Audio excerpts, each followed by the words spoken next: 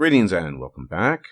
Today I want to talk about something that I had briefly mentioned in my conversation with Sean last, but I want to make it a point that this is something I've had on my mind for quite some time, and I was originally intending and had the full intention of making this a full video. And the topic I want to address is the relationship between so-called national identity and threat narratives, and the feeling of imminent danger that seems to, I think, in my estimation, engender and support the maintenance of a national identity. Now, I want to say at the outset, I don't think this is the only form of maintenance for quote-unquote national identity. And I'm not a nationalist of any sort. I'm a nothing or a whatever you want to call me. But it seems clear to me, based on historical examples and recent events, say in the last few years, that the threat narrative might be one of the most powerful forces in operation in terms of coalescing various people into a group and then forming a quote-unquote national identity. And more importantly, a concern that tends to circle around this national identity. So, in my talk, I'll bring up the first example with Sean last. I brought up what had been the case for decades in the United States, namely the threat of communism coming from the Second World, the Soviet Union. Roughly 50 years of a state of affairs in the world that dominated, and I do mean dominated, almost every aspect of American life. Obviously the political, but also the familial, education, entertainment. I'll give you an anecdotal example. At the end of Rambo 4, and I believe that's the film, it might be Rambo 3, but I think it's Rambo 4, there's a dedication to the brave fighters in Afghanistan fighting the Mujahideen, fighting the Soviets. Of course, years or decades later, they're on the other side. But the point I'm making here is that anti-Soviet sentiment or anti-communist sentiment had seeped into the American psyche. Indeed, people built their entire careers, their lives off of analyzing, understanding, and commentating on the threat of the Soviet Union, communism, and you name it. It's pretty much anything. And pretty much everything related to that threat. And this threat, of course, you could say the threat of communism or the Second World can readily be differentiated from other types of threats, if only because, in a sense, it's a very abstract thing. Yes, there was the Bay of Pigs incident and several other incidents of more minor note, but it was largely an abstraction. The threat of the Second World, the Red Terror, etc., etc.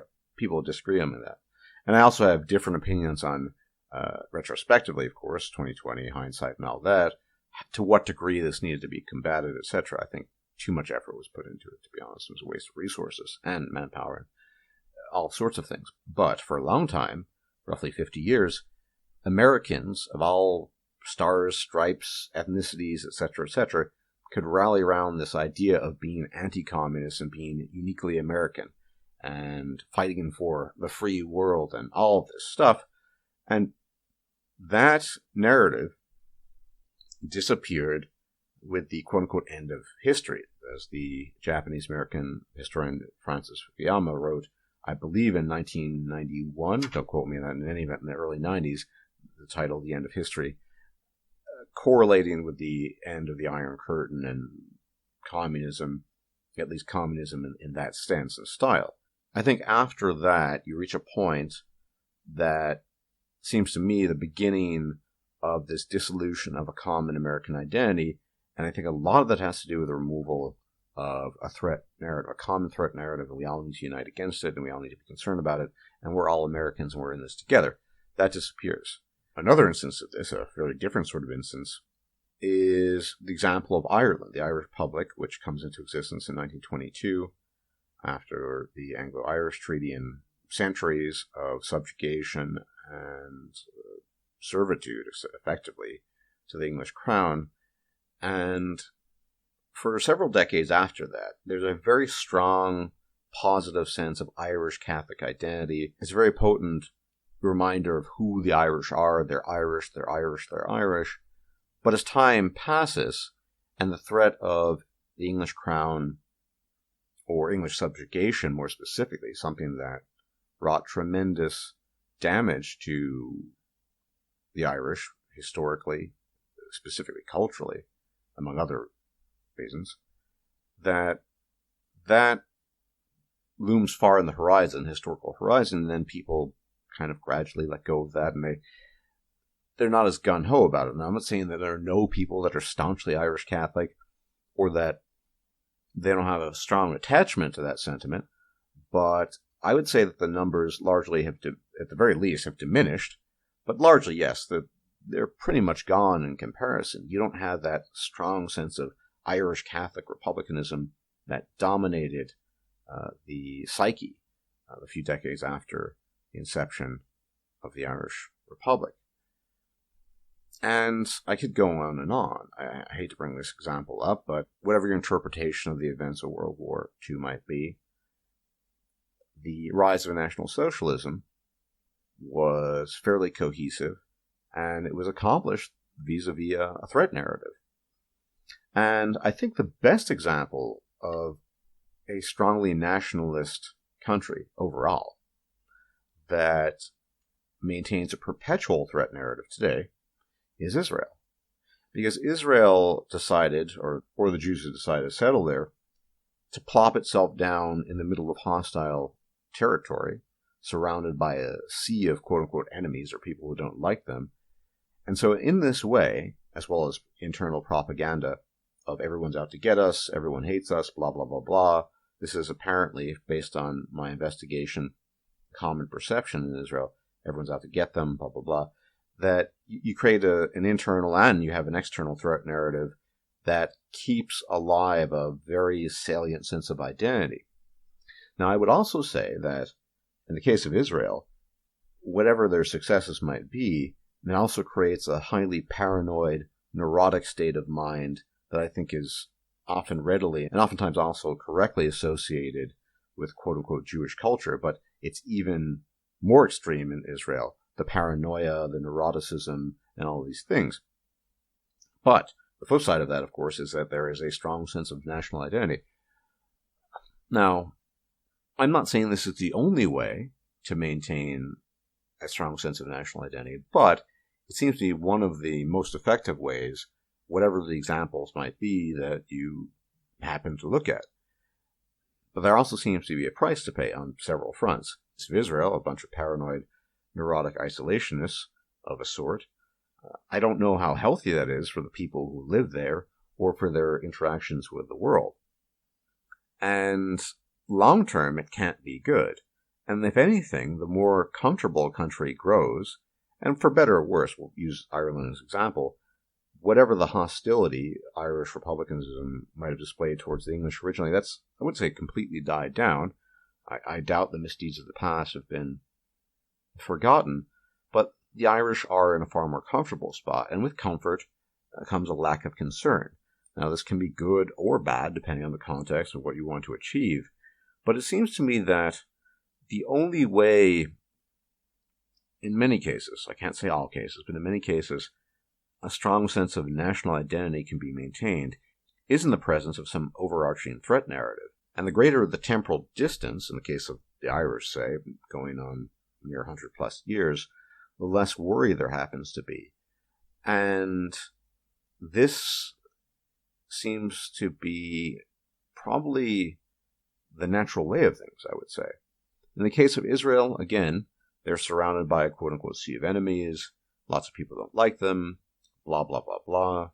I'm not interested in the reasons why in this specific scenario, but they have that internal and external threat narrative.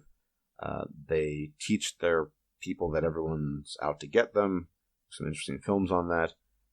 It's a very effective tool for maintaining that national identity. And I think they clearly decide to plop themselves down in that particular land, in addition to having ideological reasons, because they know that it's only with the threat narrative that this sense of identity can be maintained, at least in the long run.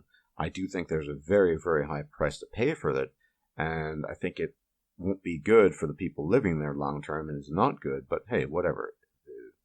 It's their country, they want to do what they want to do. Same with the United States.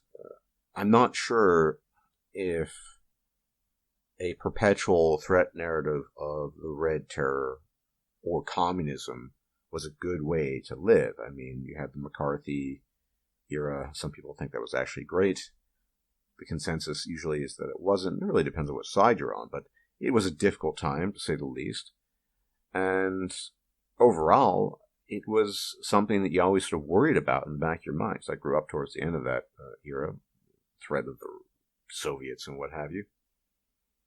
So I wonder if, just based on historical observation, a strong sense of identity is maintained by the persistence of distinct threat narratives coming from the outside, but also threat narratives spun on the inside.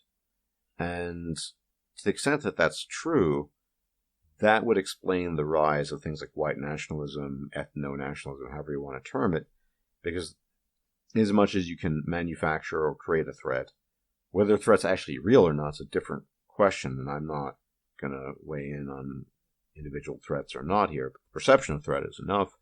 You can maintain that, but long term, and I think Israel's a great example of this, it's not good for the mental health of the country to be obsessively concerned with its identity vis-a-vis an overarching threat narrative. Now, it is possible, as has been the case, that countries grow too comfortable and therefore grow lax in their vigilance towards maintaining a sensible immigration policy or maintaining sensible policies in general. And again, we can witness this in places like Canada, the United States, Great Britain to a lesser extent. But I think we need to be aware of the balance that probably, in the best case scenario, needs to be struck between these things. You don't want to end up, again, like Israel, you don't want to end up in a place that has no sense of common sense. That is, how one should regulate things like immigration, affirmative action, etc., etc. So I suppose I'm advocating a centrist position here, probably. But I have to say that I don't think the threat narrative is a sustainable model. And in as much as it is sustainable, it's only sustainable under very dire circumstances. Like, again, Israel, plopping yourself down in the middle of enemy territory, in addition to that obvious threat, creating psychological threats, internal threats about how everyone is anti-Semite and everyone's out to get you. And that works wonders for them in keeping that identity. How healthy that is an entirely different question. But I think that people need to think about the cause and effect here and how these things work. And if the examples I've cited are anything to go by, I think that these things are quite natural, that after you gain distance from certain threats, you tend to forget them, or at the very least minimize them. And that's what happened in the United States. I think that's a large reason why there is no cohesive sense of American identity, civic or otherwise. And I think that's what's happened in a lot of European countries that have grown fat off the systems that they devised after World War II. Very comfortable, very safe, and there you go. Now, again, the answer people would suggest is to either create a narrative, a threat narrative, or introduce an actual threat. I'm not so sure that's a great idea, if only because that creates the same cycle of problems that I've been talking about for the past 10 plus minutes or so. Anyway, I wanted to mention this and talk about it a little bit. Thanks for tuning in. I'm still live. I will check you out later. Bye-bye. If you liked this video, please like, share, and subscribe. And if you enjoy my content, please consider making a donation or becoming a patron. Thanks for watching.